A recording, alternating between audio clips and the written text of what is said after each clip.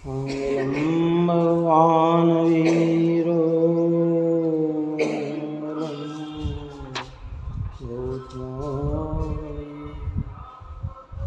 मंगलम पुण्यभ्यो देवनमस्तु सर्वमंगल मांगल्यम सर्वकल्याण कारकं प्रधानं सर्वधर्माणां जयतु शासनं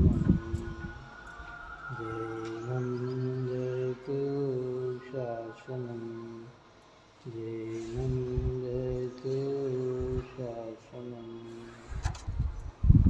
नमस्ते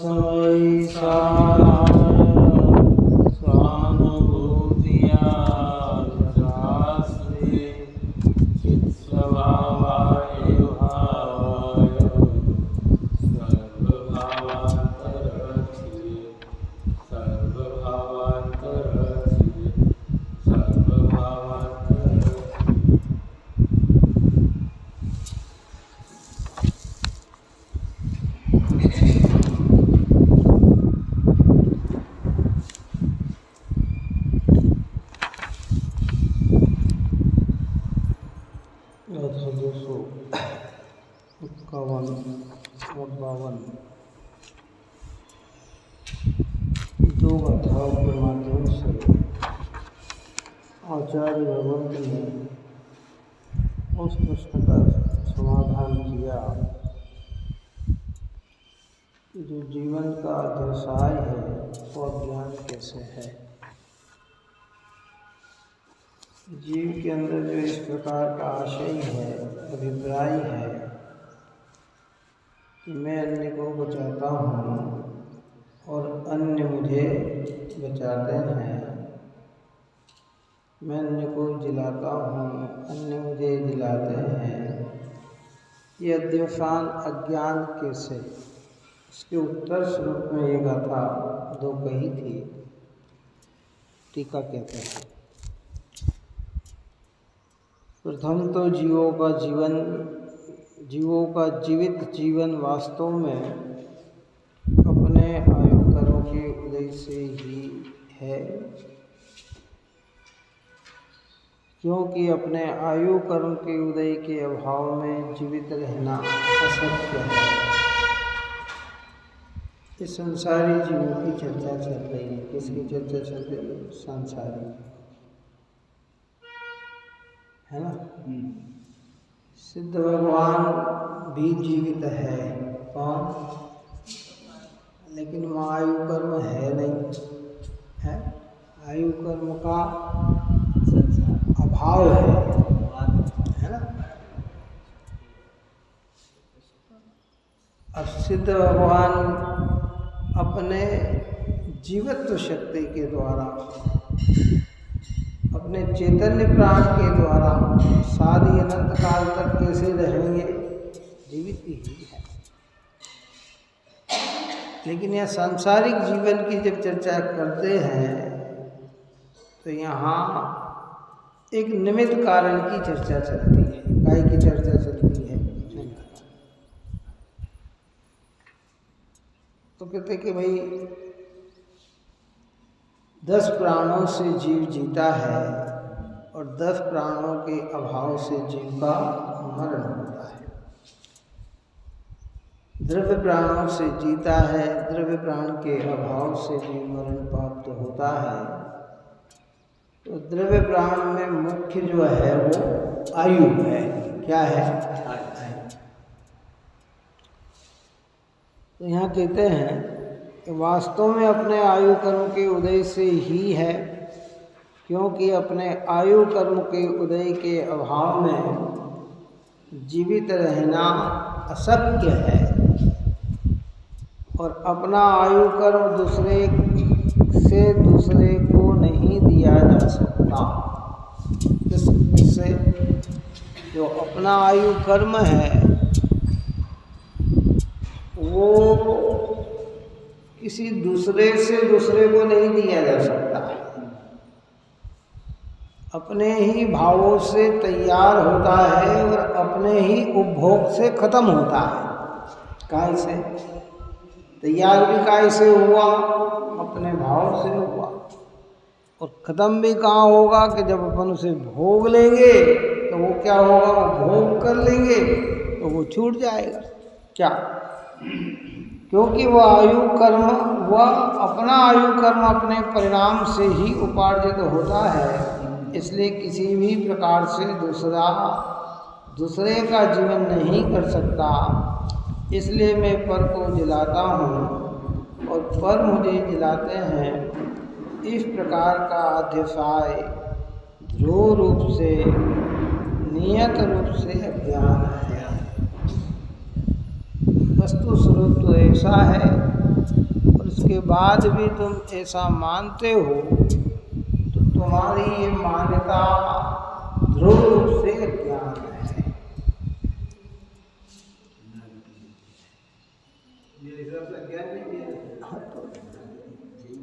अनादि से ही जी रहना।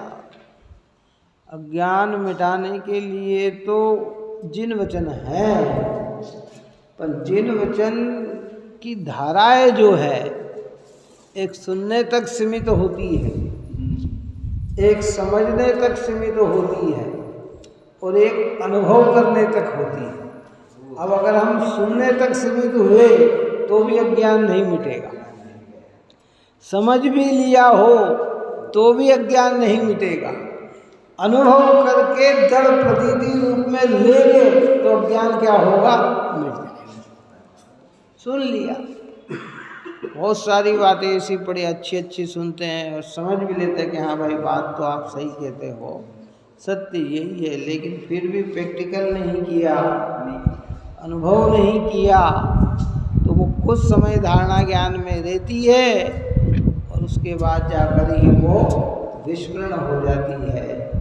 इसलिए अनुभव करके प्रत्येक स्वीकार करो। वास्तविकता में हमारे आयु के निषेध हमारे ही परिणामों से उत्पन्न हुए हैं और हमारे ही भोगता से छूटेंगे, पर हमें आयु देता नहीं, हम पर को आयु देते नहीं, तो अन्य को हम जिलाते नहीं और अन्य भी हमें जिलाता नहीं है। और फिर भी अगर हम ऐसा आशय रखते हैं कि मैंने पर को जिला दिया, पर को जीवन दे दिया, कहते हैं तुम्हारा आशय कैसा है, मिथ्या है, झूठा है। कहाँ वो व्यवहार है,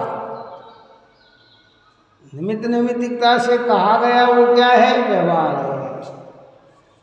अन्य पे आरोप आया, व्यवहार है। भैया हम तो कभी के मर गए होते अगर आपने नहीं जीवन दिया होता, तो कि ये सब व्यवहार है।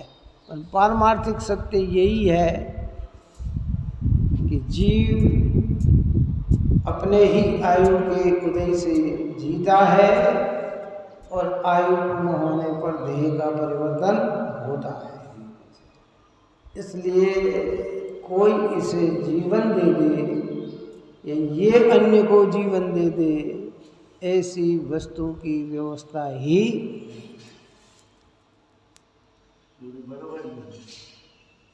आपके पहले जिनवाणी के पहले मैं खुद मेरी सोच बताता हूँ। प्रति समय मर रहे थे, एक यश से मर रहे थे कि अपयश की एक बात है उससे, या हर चीज से मर रहे थे। जब से ये मिल रही है तब से भाई खत्म हुआ। संसार की व्यवस्था इतनी सुंदर है, वस्तु स्वरूप इतना सुंदर है, लेकिन उस सुंदरता को हम अपने रूप, अपने आगम के रूप न मानकर अपनी मन कल्पना से मान लेते हैं, तो ये मिथ्या हो जाए। इसी गाथा में लिखा ना, एकत्व निश्चय गत समय सर्वत्र सुंदर लोक में, उससे बने बंधन कथा विरोध नहीं एकत्व में। प्रत्येक द्रव्य, 6 ही द्रव्य अपने अपने में रहते हुए इस सौंदर्यता को प्राप्त होते हैं, लेकिन बंधन की कथा वहाँ तैयार होती है कि जब अपनी एकत्व का विरोध करते हैं, स्वतंत्रता का विरोध करते हैं, अन्य से अपना और अपने से अन्य का परिणमन मानते हैं, तो वही विरोध की कथा तैयार हो जाती है, बंधन की कथा तैयार हो जाती है, बंधन बंधना चालू हो जाते हैं। मिथ्यात्व के बंधन की प्रक्रिया यही है। इसलिए बिल्कुल दृढ़तात्मक पूर्वक कि नहीं, सारे जगत के जीव अपने आयु की उदयता से ही जीते हैं। और जिस क्षण आयु पूरी हो जाए तो एक समय भी उन्हें कोई रोक सकता नहीं है।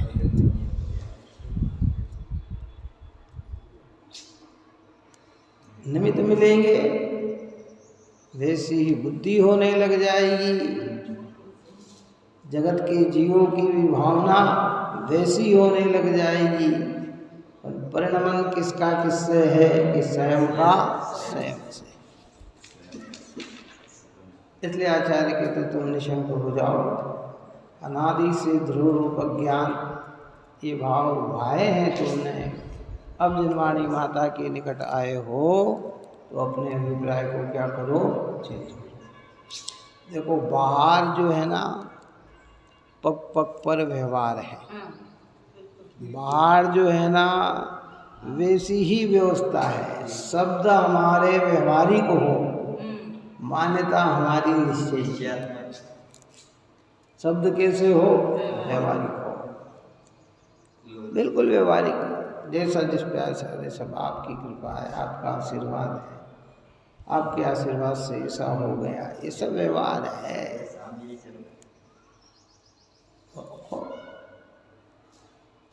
उनने बचा लिया, इनने कर लिया, ये सब व्यवहार है। परमार्थ यही सत्य है। आज आप और हम जैन कुल में आके बैठे हैं ना, भगवान के सामने आके खड़े हुए हैं, ये शब्द सुनने को मिल रहे हैं, पढ़ रहे हैं, इसमें भी हमारे ही परिणामों का फल है। काहे का? ऐसा नहीं समझना कि हमारे परिणाम नहीं थे और किसी दूसरे ने हमको, ये अपने ही परिणामों का फल है। पुराना किया हुआ आज है और आज करेंगे वो आगे पाएंगे। अगर आज हमने विपरीत परिणाम किए हैं तो जिसकी अनुकूलता हमें आज मिली है वो अनुकूलता हमारे जीवन में रहने वाली नहीं है। दर्शन के लिए तरस जाएगा, एक इंद्रिय से चार इंद्रिय, चक्षु इंद्रिय, असंगी तक तो भगवान भी सामने दिखे तो समझ में कुछ नहीं आता है, पंचेंद्रिय संगीत और संगी में बना। और अगर मान लो उस जीव का दर्शनावरणी कर्म का उदय तीव्र हो तो आंखें भी काम नहीं करती है, और पुण्य का उदय न हो तो भगवान भी देखने को ही नहीं मिलते हैं। क्या करें?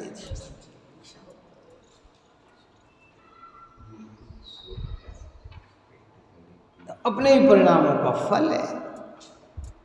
आज हमें साक्षात तीर्थंकर नहीं मिल पा रहे हैं, गणधर नहीं मिल पा रहे हैं, रिद्धिधारी आचार्य भगवंत नहीं मिल पा रहे हैं।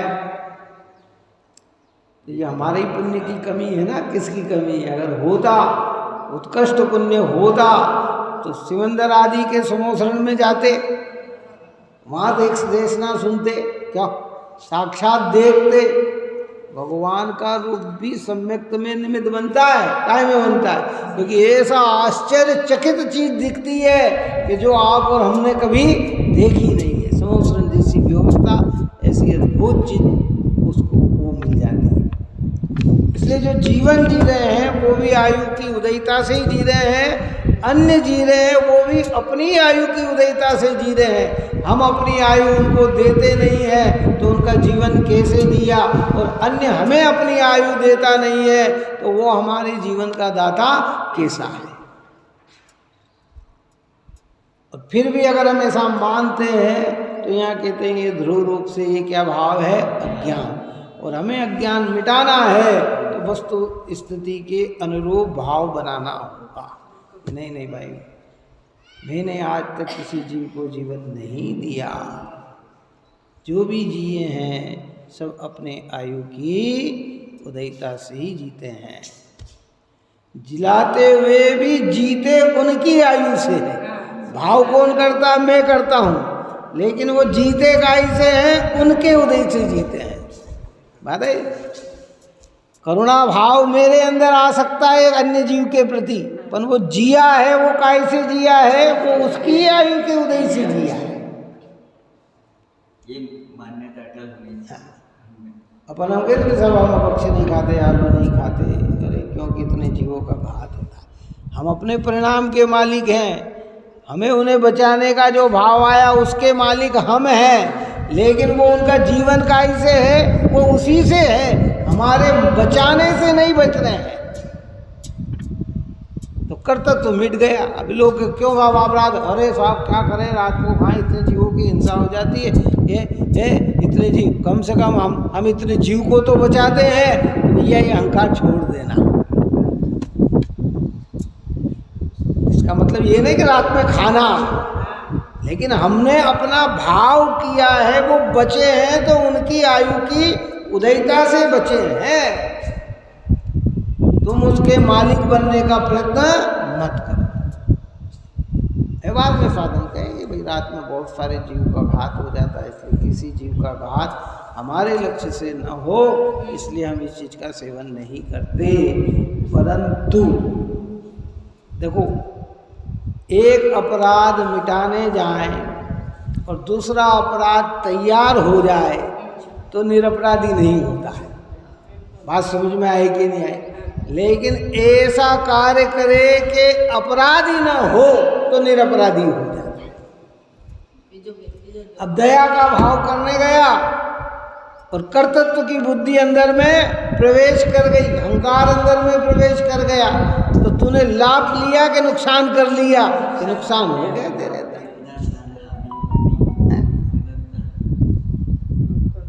दोनों का मेल मिलाओ। जीव के प्रति करुणा आई, बहुत बढ़िया, लेकिन भाई जिनवाणी माता कहती कि वो जो जिया है वो अपने आयु के उदय से जिया है, तूने नहीं जिलाया है।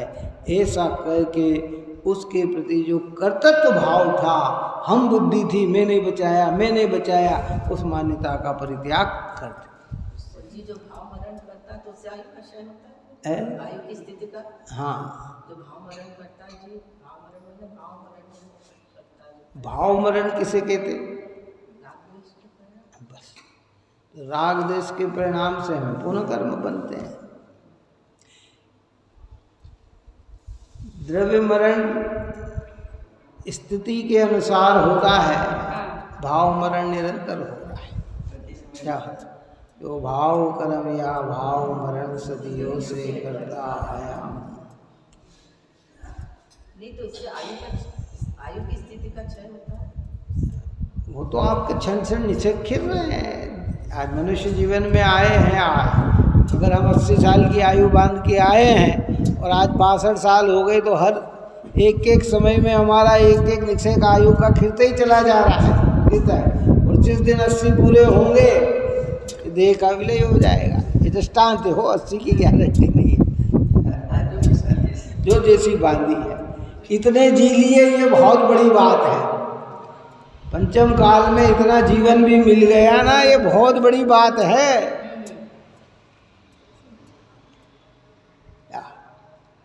लेकिन जो भी है वो अपनी आयु के है, एक निषेक प्रति समय खिल रहा है ना। दृष्टांत दिया ना उसके अंदर कि पेड़ पे लकड़ी पे आरी चलती है, जैसे जैसे आरी चलती है वो क्या होता है, कटने लग जाता है। क्या है? और जब पूरी तरह से आयु तो क्या हो जाते हैं, अलग। तो हमारे ये निरंतर आयु की क्या चल रही है, और जिस दिन आयु पूरी हुई कि ये शरीर यहाँ रह जाएगा, आत्मा निकल के दूसरी जगह चला जाएगा। नई आयु फिर तैयार हो गई। अब वो जैसी आयु बंधेगी, जिस रूपकता की बंधेगी, उसकी सारी व्यवस्था ऑटोमेटिक होने लग जाएगी। ये बात में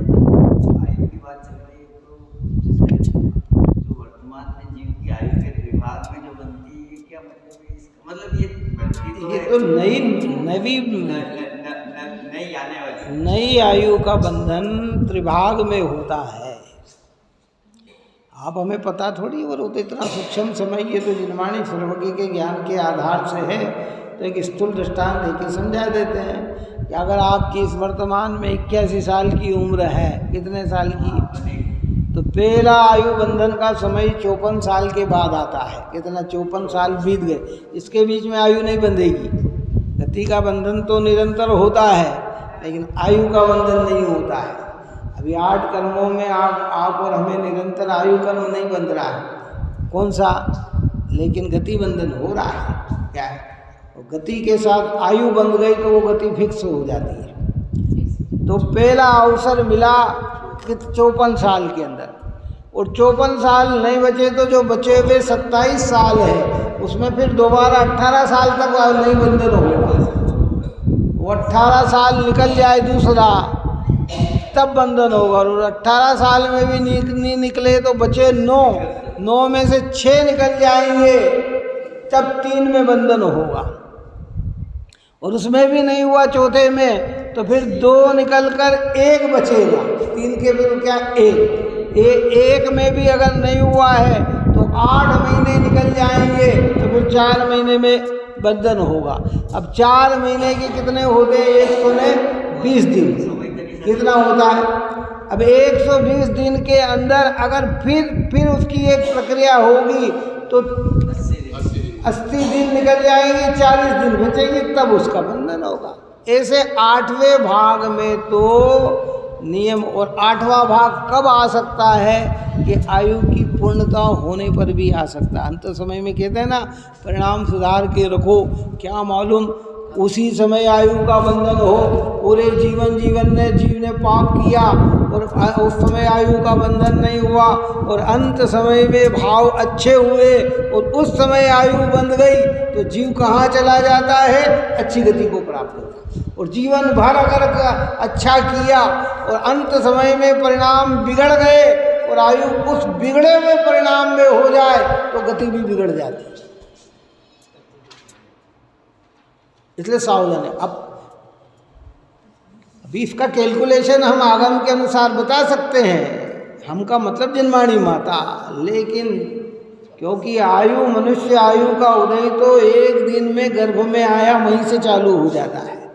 कहाँ से हो जाता है, ये तो बाहर का समय है। कौन सा बात आई समझ में, जब जीव एक देह को छोड़कर दूसरे देह में जब प्रवेश करता है, विग्रह गति के बाद उसका जन्म हो जाता है, तो वो वहाँ पहुँच गया तो उसकी आयु कौन सी मानी जाएगी, वही मानी जाएगी ना। अभी कोई स्वर्ग से देह छोड़ के आया और मनुष्य के गर्भ में आ गया, तो उसकी आयु कौन सी मानी जाएगी, मनुष्य का ही माना जाएगा ना। उसकी देव आयु तो मान नहीं सकते। देव आयु तो उसकी कब तक है, कि जब तक विग्रह गति में है। अभी कहाँ है, अभी वो वहाँ है। जब विग्रह गति से किसी देह को धारण कर लिया तो फिर वो गति क्या कहलाती है, वो कहलाती है, फिर वो कहलाती है। मतलब ये कि आखिरी जो टाइम है वो निश्चित समय आ जाता है। ये कहते जब 7 में नहीं हुआ तो अंतिम तो होगा ही होगा। वो न हो, दे छोड़ दे तो क्या बिना आयु के आगे जाएगा क्या। इसलिए वो अंतिम बार में तो निश्चित बंधेगी ही बंधेगी।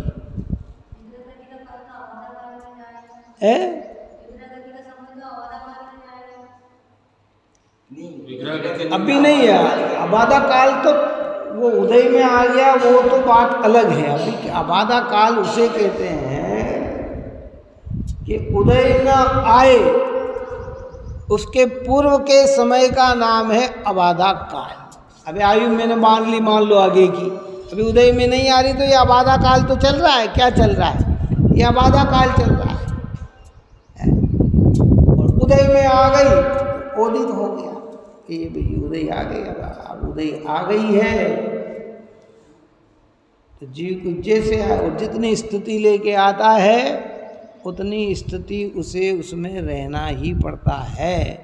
कोई भी निमित्त कारण उसकी उस स्थिति को खत्म नहीं कर सकता, क्योंकि क्योंकि वह अपने उपभोग से ही क्या होती है, खत्म होती है। अब जीव ने भोगा ही नहीं तो कैसे होगा? अब हम निमित्तों की दृष्टि से देखते हैं, इसलिए बहुत सारे कारण, भैया देखो इस कारण देह छूट गई, इसके कारण ऐसा हो गया, ये मूल कारण उसका यही था कि आयु पूर्ण हुई और देह छूट गई, दूसरा कोई कारण नहीं। ऐसे जीविका ऐसे रहा है, आयु कल मैंने कही था 20-20 साल से कोमा में पड़े और फिर भी जीवित है क्या? सब साधन का अभाव है फिर भी जीवित है, और सब साधन का सद्भाव है फिर भी मरण को प्राप्त हो जाते हैं। इसलिए बाह्य निमित्तों को गौण करें, उन्हें व्यवहार समझें, और परमार्थ में ये बात रखें कि प्रत्येक जीव अपने आयु के उदय से ही जीता है, और ये आयु कोई दूसरा नहीं देता, अपने परिणाम से ही उपार्जित होती है। आयु की लंबाई कैसे बढ़ती है? अगर स्वर्ग जाना हो, लंबी आयु में अगर हमें जाना है, तो जितनी कषायों की मंदता का परिणाम रहेगा, विशुद्धि जितनी ज़्यादा रहेगी, जितना संयम के पूर्वक परिणाम रहेंगे, उतनी ऊंची गति को प्राप्त हो जाए। स्वर्ग में सामान्य है तो सामान्य, हमारे यहाँ कहते हैं ना लोक व्यवहार के अंदर, जितना अच्छा क्वालिटी का बीज है फसल उतनी क्या आएगी। आपने सामान्य बोया है तो कितना आएगा? सामान्य ही आएगा। वो तो जिस तरीके का बीज है ना, हमारे परिणाम में सामान्य मंदता थी और आयु बन गई देवगति की, तो व्यंतर ज्योतिष आदि में हमारा जन्म होगा, और विशुद्धता सम्यक के साथ हुआ है तो वैमानिक में जन्म हो जाएगा। और पाप भाव में हुआ, थोड़ा पाप था तो थोड़ी स्थिति लेके, और बहुत था तो लंबी स्थिति लेके नरक में चला जाता है। कौन करता है? कोई नहीं करता, सब सहज व्यवस्था है। इसलिए लोड नहीं लेना, भगवान की वाणी का विश्वास करके जानकारी मिलो, बस खाली बात। और ये कैसे होता है, न क्या होता है, न अरे साहब क्या ये होता है, जरा सा अपराध किया न इसकी सजा इतनी होती है क्या? अरे भैया तुम्हारे परिणाम, वो परिणाम की ताकत है कि तुम्हारा वो परिणाम किस क्वालिटी का। हाँ, ज्ञान का से जानने, हाँ जाना, बस जान लो। ज्ञान को श्रद्धान में नहीं, श्रद्धान को ज्ञान में। जैसे ये प्रश्न ये है कि जैसे देवगति में देवगति पूर्ण हुई और मनुष्य गति में आना है, तो इसके बीच में जो आपने विग्रह गति, तो वो देवगति कहलाएगी, मनुष्य की वो विग्रह गति अलग कहलाएगी। विग्रह गति का मतलब वहाँ जो आकार रहता है ना, गति तो विग्रह गति कहला गई, लेकिन आकार अभी रहेगा देव आयु देव के जैसे। इसलिए मनुष्य अभी आकार है ना, और अपने को देव में जाना, अभी देव में नहीं गए तो ये बीच में जो अपना आकार रहेगा वो मनुष्य आकार जैसे।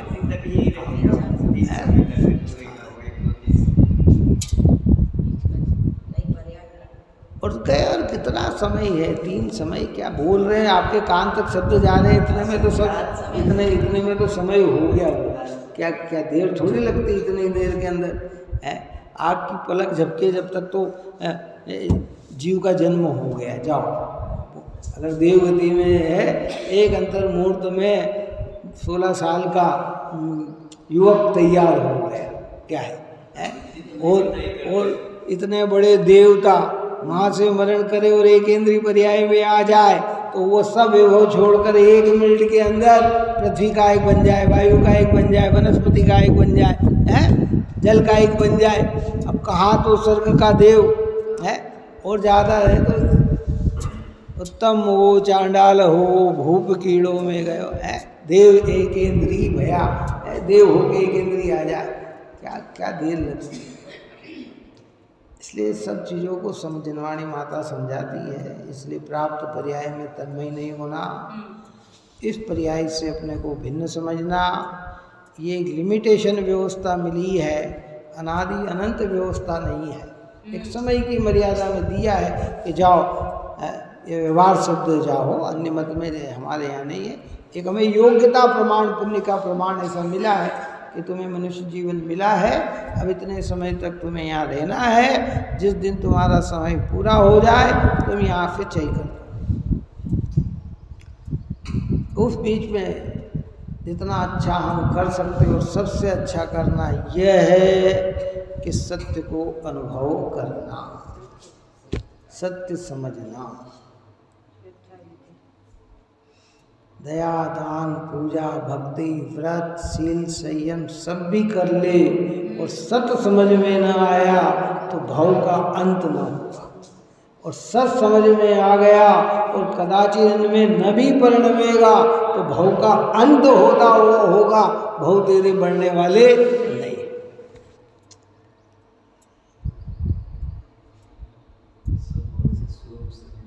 इसलिए सत्य को समझ कौन करता, कौन, हम किसी को जीवन नहीं देते।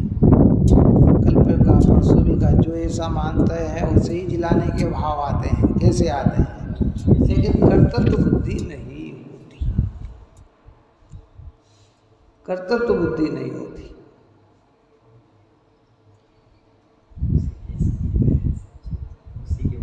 बहुत पहले सन्मति संदेश में एक दृष्टांत आया था। प्रकाश चंद जी हितैषी जी कहीं कारणवश कहीं गए थे यमुना नदी के किनारे और उस पार जाना था, या सिद्धवरपुर गए हों, कहीं भी गए हों, तो पहले नाव में बैठकर ही जाने के साधन थे। कहाँ साधन थे? नाव से ही वहाँ जाते ओंकारेश्वर, ओंकारेश्वर से हाँ, क्योंकि जंगल बहुत था, रोड बनी नहीं थी, तो पुराने समय में इधर से ही जाते थे। तो और पहले ये भी नाव नहीं थी, इलेक्ट्रॉनिक मोटर लगी और धड़ धड़ धड़ धड़, पहले तो चप्पू वाली नाव थी, चप्पू वाली नाव थी। तो जा रहे थे तो जिसकी नाव में बैठे थे वे बड़े बुजुर्ग थे। कौन था वो व्यक्ति? था जो बुजुर्ग था नाव में, जो था नाव चलाने वाला। थोड़ी देर नाव चली होगी और उसकी वो दशा देखकर हितैषी जी को विकल्प आया। उन्होंने कहा, बाबा इस उम्र में भी आप नाव चलाते हैं?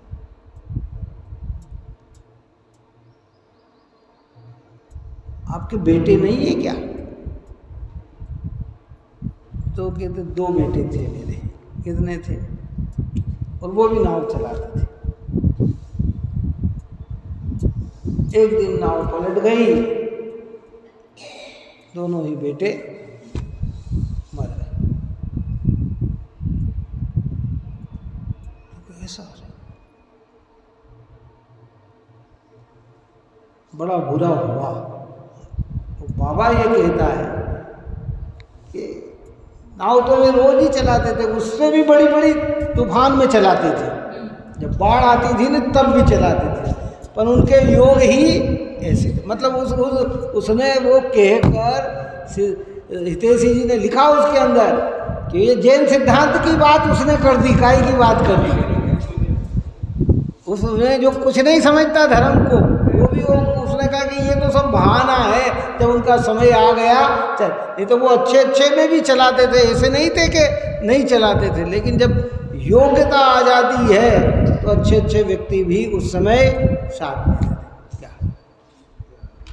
इसलिए मुझे मजबूरन अब क्या करें, घर में कोई है नहीं, क्योंकि कई लोगों के आजीविका के साधन यही रहते हैं। ये तो आज का जीवन चल गया, कुछ लोग हो गए।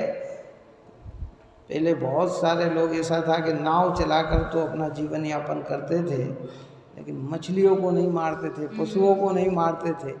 आज जितने भी केवट हो गए, अगर इन्हें कुछ नहीं है तो इन्होंने बिजनेस बना लिया। काय का बिना हिंसक वातावरण का बिजनेस बना लिया, जीवों को मारने का बिजनेस बना लिया और नहीं पैदा कर देते हैं। बीज आ गया, ये बीज में यहाँ इतने हो गए, मछली डालो, रोज जीव को पैदा करो, क्या करें बेचारे, भोले आत्मा है ना, संसार में है।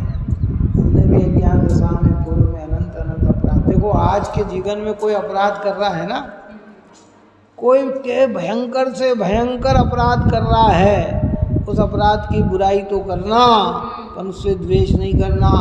समझना कि जब मैं अज्ञान दशा में था तो मैंने भी ऐसा ही कार्य किया था। क्या करना? ऐसा नहीं समझना, क्योंकि आप अगर हम 7वें नरक में गए हैं तो कोई ऐसे पुण्य करके थोड़ी चले गए होंगे कि भगवान की भक्ति कर रहे हो और नरक हमको 7वां मिल गया होगा। क्यों? महान हिंसक परिणाम किए होंगे तो ही गए होंगे ना।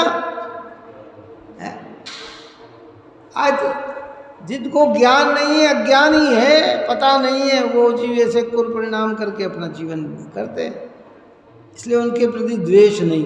इसलिए हमारे यहाँ लिखा, मेरी भावना, दुर्जन कुरकुर मार्ग रतों पर क्षोभ नहीं मुझको आवे, साम्य भाव रखो मैं उन पर, ऐसी परिणति हो जाए। हे भगवान, मेरी ऐसी परिणति हो जाए कि दुर्जन हो, क्रूर हो, खोटे मार्गी हो, तो भी मुझे उनके प्रति क्षोभ, घृणा न आए, द्वेष न आए, उनके प्रति मेरे साम्य भाव बने रहे, मध्यस्थ भाव बने रहे, ऐसी परिणति मेरी हो जाए। क्योंकि जहाँ जहाँ अज्ञान का जन्म है वहाँ वहाँ पाप का ही जन्म है।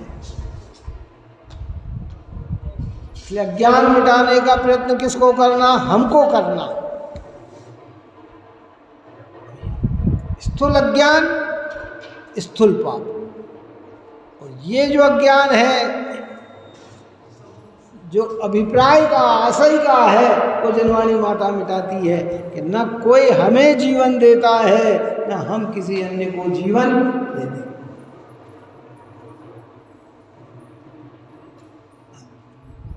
चल रहे, मैंने फुल दृष्टांत दिया था, हम रास्ते में जा रहे हैं, एकदम कोई बाइक वाला तेज से चल के आया और एक ऐसा लग रहा है कि ऊपर ही आएगा, ना किसी ने हाथ पकड़कर हमको खींच लिया, तो हम क्या कहेंगे? अरे वाह भैया, बहुत धन्यवाद आपने, नहीं तो ये भी मेरा एक्सीडेंट कर देता है। भाषा कैसी होगी? विनयता की होगी, धन्यवाद भी कहेंगे, लेकिन अंदर का सिद्धांत क्या? ऐसे हमने किसी को खींच लिया हो तो वो हमें धन्यवाद भी कहेगा, लेकिन समझना क्या कि इसकी योग्यता थी तो ये बचा है, मेरे बचाने से नहीं। ये बात समझ में आ जाएगी। जो अनादि से ध्रुव रूप से अज्ञान था, वो ज्ञान का निवारण हो गया, और अज्ञान का निवारण होगा तो क्या प्रकट होगा? सम्यक ज्ञान प्रकट होगा। और सम्यक ज्ञान बंध का कारण है कि बंध छेदने का कारण है? ये बंध छेदने का कारण है। ये बंधन से तो इसी छुटकारा मिल सकता है, इसलिए घबराना नहीं। जितनी जनवाणी चल रही है ना, बार बार रिपीटिशन करने का मतलब ये है कि हमारे हृदय पे ये संस्कारों की ऐसी परत जम जाए कि फिर कोई कैसी व्यवहार की बात करे, हमें परिणाम से दिख पाए नहीं, हमारे परिणाम नहीं दिख पाए, उसके लिए चल जाए। तो किसी ने तर्क दे दिया, अरे साहब ऐसा होता है क्या? अपने आँखों के सामने तो अपन बचाते और आप कह रहे बचाते नहीं है। कहाँ आयु कर्म? चलो बताओ, कहाँ आयु कर्म? कहाँ? अरे भैया, ये सब क्योंकि बहुत सारी सूक्ष्म चीज़ें ऐसी है कि हम आगम के आधार से ही उनका निर्णय करते हैं। अगर आगम का आधार न माने तो हमें एक भी चीज को नहीं मान पाएंगे।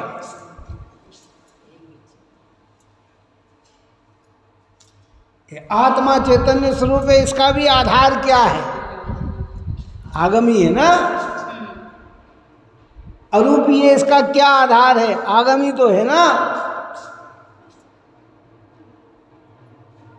ये सारी चीजें हैं, आगम में लिखी है, अनुभव करके प्रमाण कर लो, बस सीधी सी बात है, हमें अनुभव करना है। मिथ्यात्व भी कहीं भार नहीं होता और सम्यक्त भी कहीं भार नहीं होता। विपरीत मान्यता ही मिथ्यात्व है और यथेष्ट मान्यता ही सम्यक्त है ना। अब उसके निमित्त कारण में हम चर्चा कर देते हैं, ये मान्यता है तो मिथ्यात्व, इसके कारण मिथ्यात्व, उससे मिथ्यात्व, लेकिन भैया इसलिए घबराना नहीं। अहंकार बुद्धि छोड़ना, हमपना छोड़ना, एकत्व बना छोड़ना, कर्तृत्व बना छोड़ना, स्वामित्व बना छोड़ना, कर्तृत्व बना छोड़ना। क्या करेंगे? क्या तत्व रहो, जानते रहो, जानते रहो, जानते रहो। गृहस्थ जीवन में कोई बीमार है और पानी पानी कर रहा हो, कौन? हाँ, कोई भी जीव। कोई भी जीव, तो गिलास लाके पानी पिलाना। अच्छे श्रावक भी हो आप तो क्या कर सकते हैं? पानी पिलाएंगे। और मुनि जीवन के अंदर कोई पानी पानी कर रहा हो और मुनिराज बैठे हैं तो वो पानी नहीं पिलाएंगे, वो फिर संबोधन देंगे, वो उन्हें तत्व चर्चा, उन्हें ऐसी बात कहेंगे जिससे उस जीव का अनंत काल के लिए तृषा ही मिट जाए, क्योंकि वो आरंभिक क्रिया नहीं करते हैं, उनकी वे प्रक्रिया नहीं करते हैं। कमंडल का पानी काय के लिए है? सोचिता के लिए, सोच के लिए है, उससे प्यास नहीं बुझाई जाती है, उसकी प्रक्रिया है वो, और उनको विकल्प भी नहीं आता है। और ग्रस्त है और न पिलाए तो कि नहीं साहब इसकी आयु बची होगी तो हो कि नहीं, तेरा कर्तव्य, तेरे अंदर इतना भाव भूमिका में आना ही चाहिए, इतना दया का भाव तेरे अंदर होना ही चाहिए। क्या नहीं, अगर ऐसा परिणाम आए तो समझना कि अभी तेरी भूमिका में कठोरता है, कोमलता नहीं। दया का भाव, दान का भाव, पूजा भक्ति का भाव, विनय वंदना करने का भाव, ये सब भूमिका के अनुसार होते ही है। इसलिए सिद्धांत सामने आया कि भाई इस प्रकार अध्यवसान ध्रुव रूप से ज्ञान है। भावार्थ में कहते पहले मरण के अध्यवसान के संबंध में कहा था, इसी प्रकार यहाँ भी जानना, बस वही अर्थ है जो अर्थ अपन पहले मरण के विषय में कह चुके हैं, वही बात जीवन के विषय में है, क्योंकि दोनों में अभिप्राय एक ही है। जिसे अन्य मुझे मारता है ऐसा अभिप्राय है तो उसके अंदर ये भी है कि अन्य मुझे बचाता है। मैं अन्य को मारता हूँ ऐसा अभिप्राय है तो अन्य को मैं बचाता हूँ ऐसा ही अभिप्राय है। वो एक अपोजिट एक साथ चलते हैं, और अभिप्राय निकल गया तो सम्यक हो गया। देखो और थोड़ा सा इसमें प्रमाद छोड़ देना, ये सब चर्चा निश्चय से सैद्धांतिक हो रही है। अपने कबीरदास ने कहा ना, हीरा तहाँ न खोलिए जहाँ कुजड़ों की हाट, बांध ले चुपके पोटली और लाग अपनी बाट। अब जो कुछ नहीं समझता, अज्ञानी करता बाद में ईश्वर को न पर को न इनको करता मान रहे, वहाँ हम उनके सामने अकड़ अकड़ के कहें अरे कोई किसी को बचा नहीं सकता न, कोई किसी को मार नहीं सकता न, हमको कोई मार नहीं सकता न, हम किसी को ये बात कहाँ करना कि जहाँ समझदार लोग बैठे हैं, वो जोहरी है वो कहाँ खोलेगा अपनी पोटली कि जहाँ जोहरी बाजार हो। हाँ, वो जो मिर्ची भाजी बेच रहे हैं उनके तो वो क्या उसकी कीमत समझेंगे हैं? कोई कीमत नहीं समझना है। ये जिनवाणी जो है ना, जोहरी बाजार है ये, यहाँ जो बात दिख रही है सब पोटली आचार्य देव ने रत्नों की खोल रखी है। अब हम अपनी शक्ति बढ़ाकर इस रत्नों को खरीद लें तो कीमती माला माल हो गए। हम ऐसे ऐसे ऐसे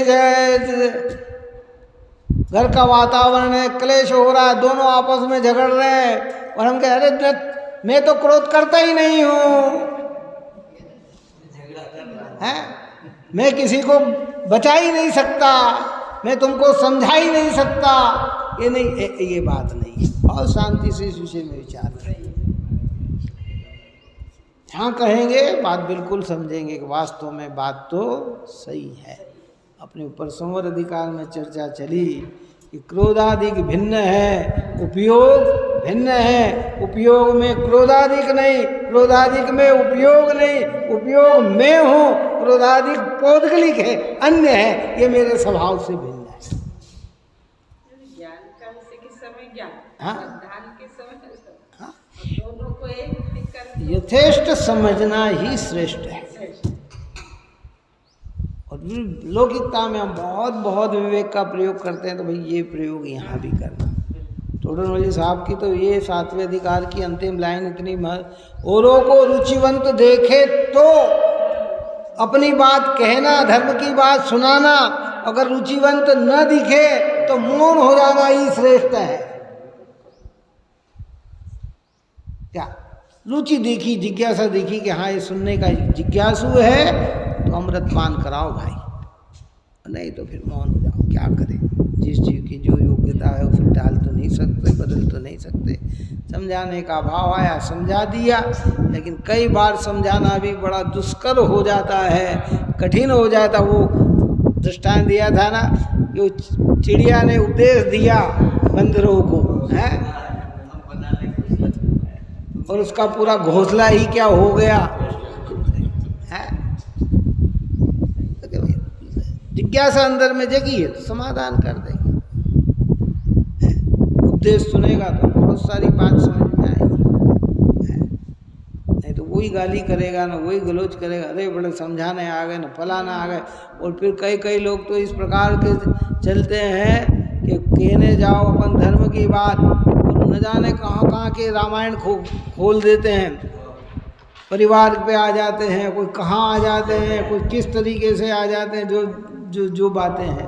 भैया इससे मौन हो जाना श्रेष्ठ है। जिनवाणी सुनो और सुनकर अपनी श्रद्धा को और अपनी बात को इतनी महत्वपूर्ण रखो कि सामने वाले की जिज्ञासा हो।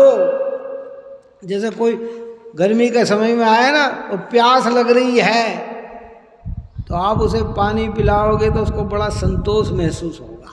क्या होगा? और प्यास ही नहीं और आप ला के हाथ में गिलास पकड़ाओगे तो वो एक घूंट पिएगा और रख देगा, है? प्यास ही नहीं है ना उसको, उसके है ही नहीं। अब किसी को समझना ही नहीं है तत्व को, तो वो भी बेचारा क्या करे, है? इसलिए प्रारंभिक भूमिका में ये होने के बाद फिर आचार्य कहते हैं, टोडरमल साहब ने कहा कि औरों को रुचि देखे तो समझाना, क्योंकि अपना भला बुरा तो अपने परिणाम से ही होता है। सारे जगत के जीव इस तत्व को समझ ले। जिनवाणी माता को पूरा विश्व एक जीव भी ऐसा न जाए कि जो इस सिद्धांत को न समझे। सारे जगत के जीव इस सिद्धांत को समझे, ऐसी हृदय में भावनाएं रखना चाहिए। पर योग्यता के बिना रुचि दिखी, हाँ हमें पता नहीं है ना, पहला हमने उपदेश दे दिया, फिर उसे लगा कि वो उस बात से उसको एलर्जी है, तकलीफ पैदा हो रही है, वो उस बात की बुराई कर रहा है, तो दोबारा मौन हो जाओ, खत्म बात। पहले तो हमें ज्ञान में ही नहीं है कि ये है, हमने तो हित की दृष्टि से उसको कह दिया, और जब कहा उसने संतोष जाहिर किया, उत्साह जाहिर किया, तो अपनी बात और करना।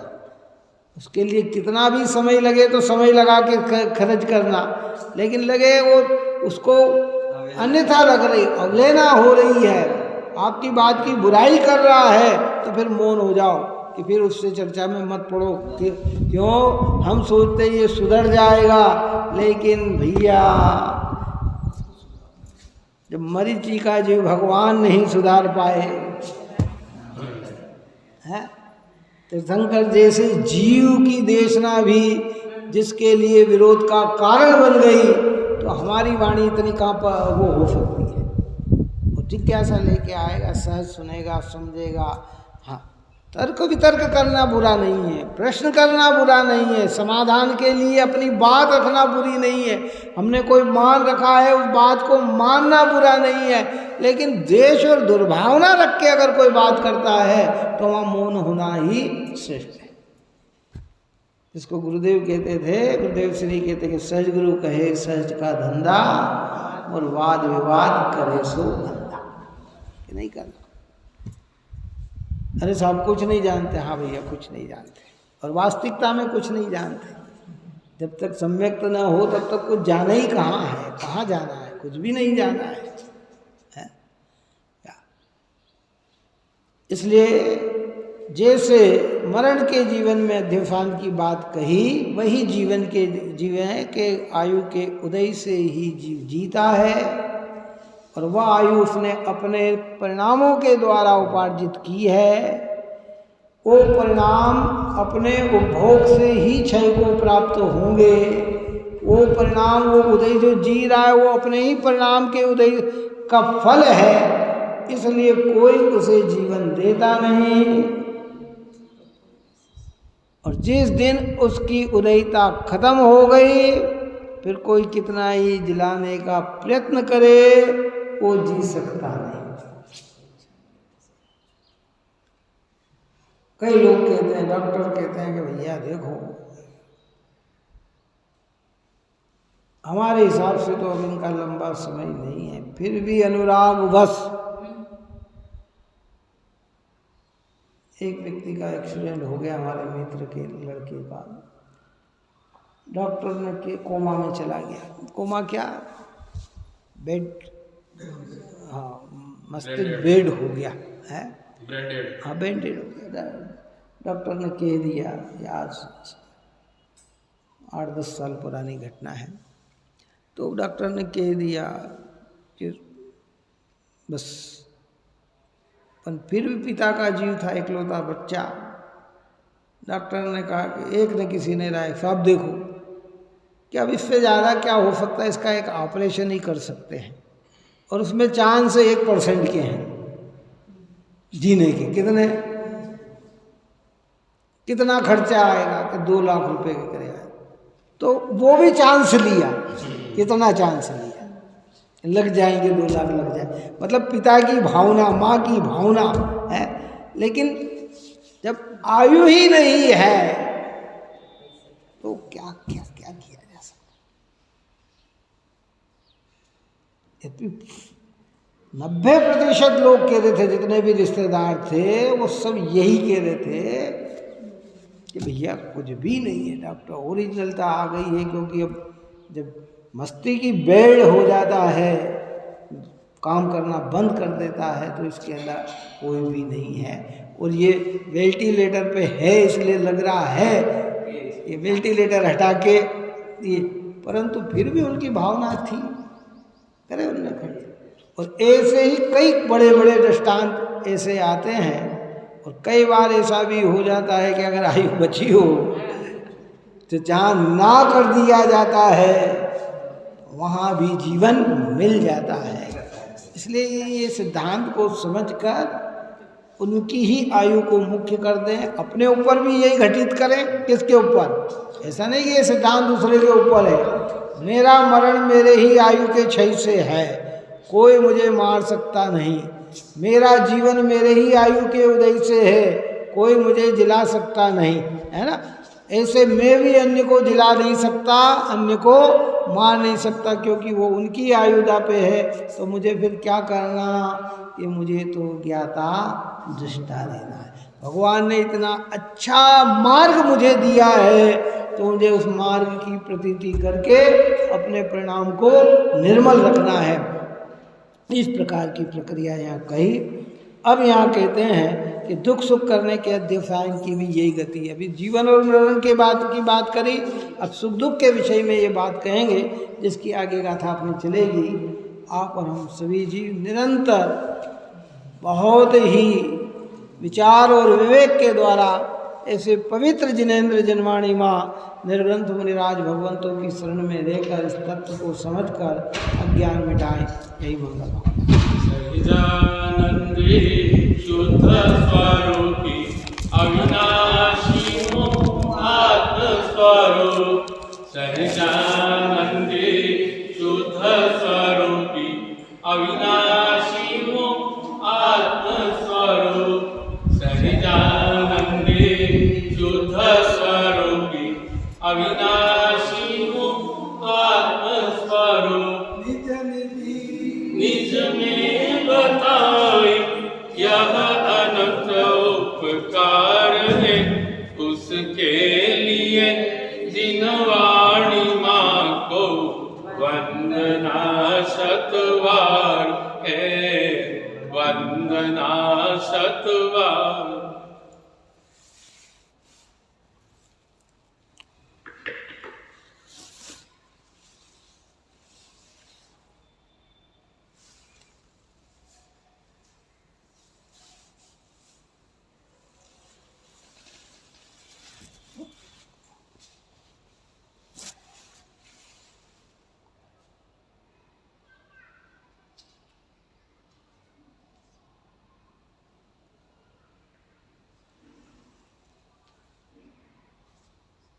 जावड़ी के ज्ञान से सूझे लोकालो, सोवाणी मस्तकम सदा दे तुम।